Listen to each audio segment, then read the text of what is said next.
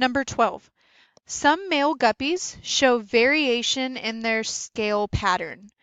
Male guppies can have a dull color that blends with the sand on the stream beds, or they can have large spots that are highly visible.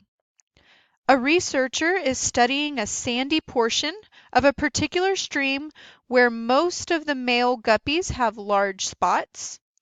A predatory fish species invades the area. The predatory fish finds the guppies primarily by sight.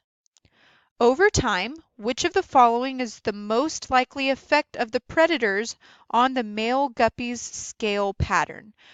Okay, so we need to go through and figure out some of the information that it gave us, starting with the first thing that we highlighted, variation. Remember that that word means differences. So in this question, we have two main differences in our guppies. One has a dull color that blends in with the sand. Okay, so that is going to be a good adaptation, right? If you're able to blend in, if you're able to camouflage. Okay, typically that's a good sign for you in your environment. The other variation or difference in the male guppy that we could have is large spots that are highly visible. Okay, and if you are highly visible, normally that's not going to be a great thing because it means that a predator can see you. Okay, moving on, it says that most of the male guppies have large spots in the area that the researcher is studying, and the predatory fish sees the guppies primarily by sight. So if the predatory fish sees primarily by sight, we should immediately start thinking that the fish that have large spots are going to be eaten. So they do not survive.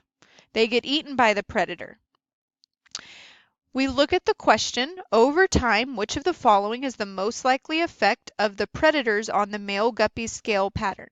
So A, most of the males will have large spots.